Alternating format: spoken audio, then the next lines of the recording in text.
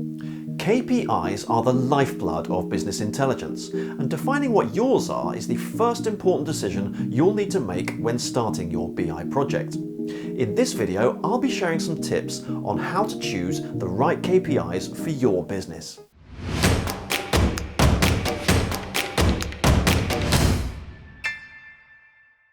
Hey everyone, Adam here from Vitamin BI, bringing you business intelligence for beginners and beyond.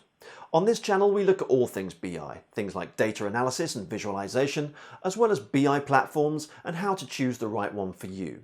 So if you're new here, think about subscribing.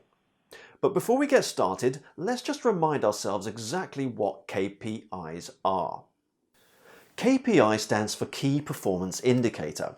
They're metrics that help you measure a business's performance or success in achieving its objectives. Now, KPIs will vary based on the nature of the business activity, but they can be high level, like measuring the overall performance of a business, or focus more on specific aspects of a specific activity, like marketing, finance, or your website. So how do you define your KPIs? Some overall ones might come to mind fairly easily, like total revenue, total sales, that kind of thing. But what about the more specific ones? Well, like I said, it really does depend on your particular business activity and the data that you have available. But let me share with you some of my top tips for things to think about to help you get started. So my first tip is an exercise that you can try by imagining that your business has its very own personal assistant like Siri or Alexa. And this assistant has access to all of your business data and can answer any question you might have about how it's performing. So, what questions would you want to ask? What for you are your key performance indicators? Here are a few example questions. How much has our revenue grown this month? Obviously, that will be your revenue metrics, but then focused on a specific period of time compared with a previous period. How is our website performing? In this case, you'll need to define what KPIs define performance for you. It won't just be the number of visits it gets, because it could be that visitors aren't engaging with your site, or you might be getting some spam traffic. So you need to think about things like the average session length, the number of pages viewed per visit, and the bounce rate. When should I order more stock? Here, maybe measure a percentage of your stock capacity remaining side by side with a KPI showing the rate at which your stock is selling. How has our new promotion impacted sales? Here, you might need to compare sales for a period of time before and since the launch of the promotion to calculate the percentage difference. What social media posts create the most engagement? Here, you could compare different social media channels to see which ones give you the most reach and engagement, or maybe categorize your posts depending on their theme or content to see which ones perform better. So already you can see that just asking these questions, it gets you thinking about the data points that you'll need to answer them and focus in on the important KPIs. Quick tip number 2 is to consider different aggregators.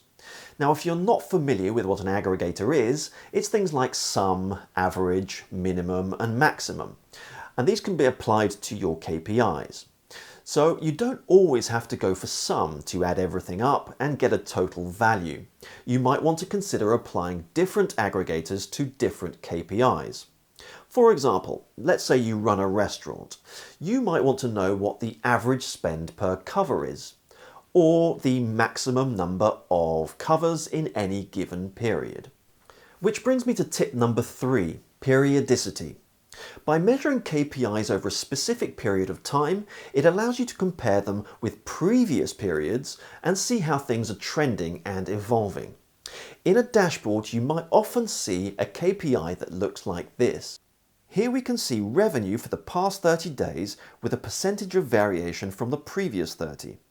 The figure for the previous period isn't all that important, but seeing that there's a trend and by how much things have gone up or down is. Tip number 4 is to consider combining metrics in order to create calculated KPIs. Now let's say you run a shop or an e-commerce business and you provide shipping. Now you might want to create a KPI which takes your revenue minus your shipping cost to see how much you're generating just on the products themselves. Now get creative. Consider how you're going to answer the questions you want answering with the data that you have available. And finally, tip number 5, which is similar to the previous tip about combining metrics because it involves calculations, and that's filtered or targeted KPIs. If there's a specific area of your business you'd like to analyze or focus on more closely, you might need to apply a filter to one of your metrics like revenue. Taking the restaurant example again, it might be that you want to see how much you're generating on just the beverages. In that case, you'd take your revenue metric and you'd apply a filter of just the drinks items. Or if you're talking about your website traffic, you might want to know what traffic is coming from social media. So in that case, you'd take your website visits metric and you'd filter by the social media channels. So there you have it, my top 5 tips for helping you define your business KPIs. Like I said at the start, every business is different with different data and therefore different KPIs. This video is just to help you get started thinking about how to define yours. Then you'll need to find out where the data lives to produce them and start planning to build your dashboard. More on that in another video which I'll link to in the description. So that's it from me for today.